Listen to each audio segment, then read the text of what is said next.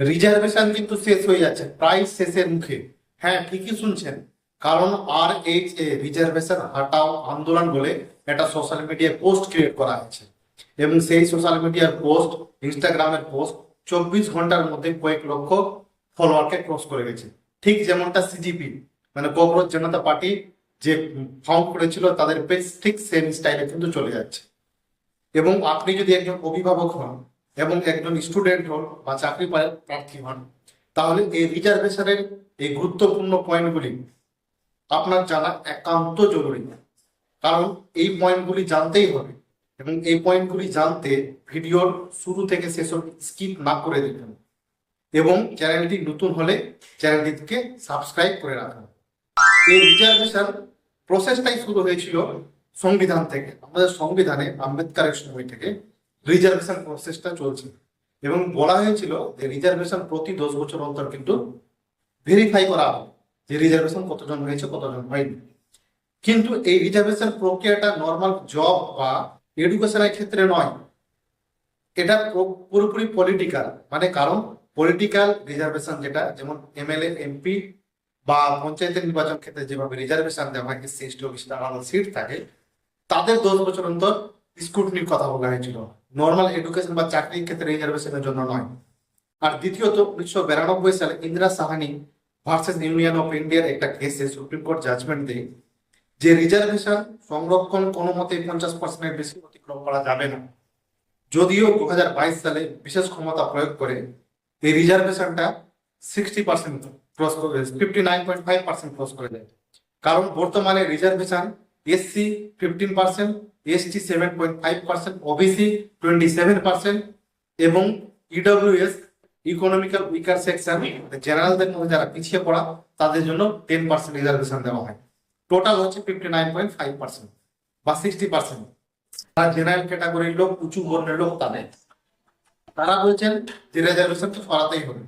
কারণ একজন স্টুডেন্ট যখন 90% পেয়ে, মানে 100-এর মধ্যে 90 মার্ক পেয়ে একটা কলেজে পড়ার সুযোগ পাচ্ছেন না, বা একটা চাকরির ক্ষেত্রে তিনি সুযোগ পাচ্ছেন না, ঠিক সেম ভাবে একটা রিজার্ভেশন এসসি বা এসটি বা ওবিসি ক্যাটাগরি ছিল, যেখানে হয়তো 60 পেয়ে সেই চাকরিটা বা সেই কলেজে কিন্তু অ্যাডমিশন হতে পারছে। এখানে ওই রিজার্ভেশন মেধাবী ছাত্রটার দোষ কি?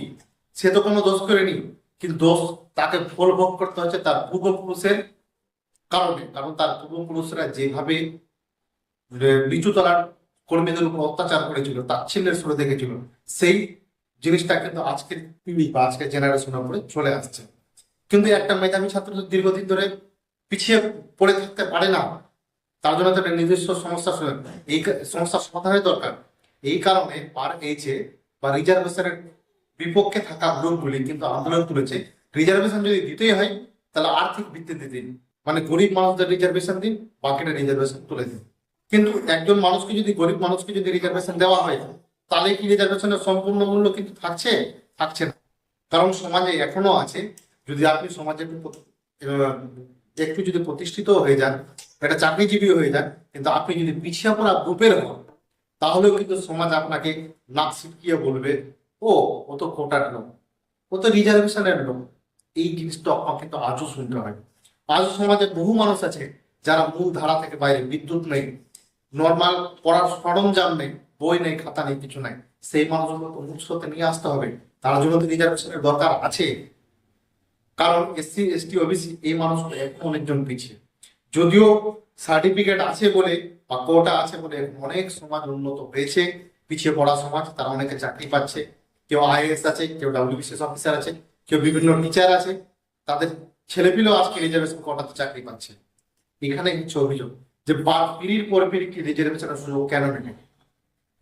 কিন্তু এখন তো সরকারের কাছে একটা সিদ্ধান্ত নিতেই হবে, কারণ রিজার্ভেশনটা পুরোপুরি শেষ করলেও তো হবে না, আবার রিজার্ভেশন সম্পূর্ণটা রাখলেও কিন্তু ধীরে ধীরে বাড়ালেও বিপদ আছে।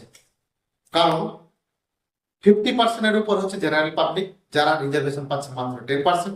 এবং কারণ আমাদের সংবিধানের 15 এবং 16 নম্বর ধারা কিন্তু রিজার্ভেশনের সুযোগ দিয়েছে এবং সমান অধিকারের সুযোগ দিয়েছে। তাই এই ব্যাপারে আপনার মন্তব্যকে আপনার জেলা এবং নাম কমেন্ট করে আপনার গুরুত্বপূর্ণ মন্তব্যটি জানাবেন। Thank you.